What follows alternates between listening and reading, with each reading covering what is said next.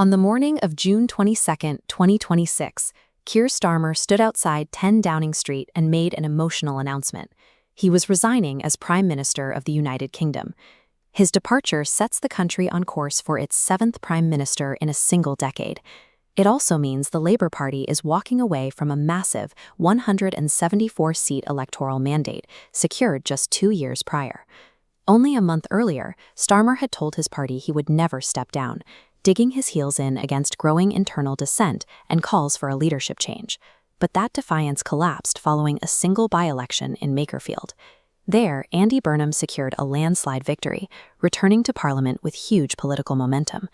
Burnham's sudden arrival shattered whatever illusion of control Starmer had left.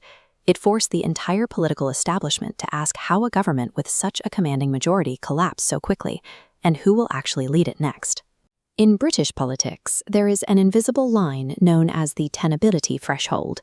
It's the exact point where a leader's authority fractures so deeply that they can no longer command the loyalty of their own party. This chart tracks Starmer's public standing since his election, showing a steep decline across his 2-year term, down to negative 46%. That drop mirrors a frustrating economic reality, stagflation and a prolonged cost of living crisis that severely limited the government's ability to deliver tangible growth. The polling damage was amplified by self-inflicted ethical missteps. Starmer faced fierce backlash after appointing Peter Mandelson, a figure burdened by past scandals, as US ambassador. The pressure cooker finally burst in May. High-profile cabinet members abandoned the government, starting with Health Secretary Wes Streeting, who walked out explicitly criticizing Starmer's leadership. Soon after, Defense Secretary John Healey resigned in protest over a major dispute regarding national security and defense funding.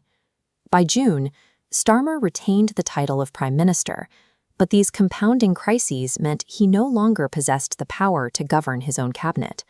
And into this vacuum stepped Andy Burnham.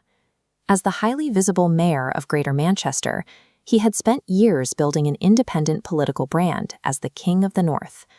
Burnham offered a sharp, populist, regional appeal. This stood in stark contrast to Starmer's highly cautious, centrist approach, which had struggled to resonate with working-class voters. Meanwhile, Labour MPs were terrified by an external threat. The anti-immigration Reform UK party was surging in nationwide polls, threatening to decimate Labour's coalition at the next general election. Panicking backbenchers looked at Burnham's by-election victory and saw a lifeline. His return to Parliament was their only viable defense mechanism against total collapse. Facing a massive internal revolt, Starmer retreated to the Prime Minister's country residence at Chequers. Over a single weekend, he realized he simply could not fight an open war against his own members of Parliament. Burnham didn't even need to launch a formal challenge. His mere physical presence on the green benches acted as a fatal vote of no confidence, as the Labour Party rapidly traded personal loyalty for political survival. To formalize the transfer of power, the Labour Party's National Executive Committee has triggered the strict procedural machinery required to replace the Prime Minister. This timeline tracks how the process unfolds. Formal nominations for the leadership position open July 9th. This creates 2 scenarios. The first is a coronation. If Burnham runs unopposed, the transition happens almost instantly, with a new Prime Minister around July 17th. This rapid handover is highly likely. Burnham has massive momentum, and the party is desperate to project immediate stability. The second scenario is a contest.